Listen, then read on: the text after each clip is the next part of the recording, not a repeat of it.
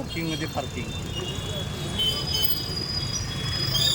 CBS बस स्थानकावरून परिपुलाकडे जाणारा मार्ग, नो पार्किंगचा बोर्ड दिसत असून देखील अशा पद्धतीने चारचाकी गाड्या पार्किंग केल्या आहेत. त्यामुळे वाहतुकीस मोठ्या प्रमाणात अडथळा निर्माण झाला आहे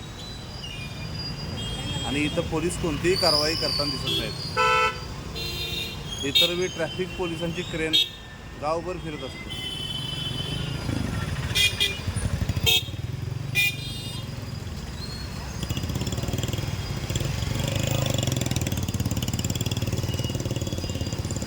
बघा, नो पार्किंगचा बोर्ड लावलेला आहे.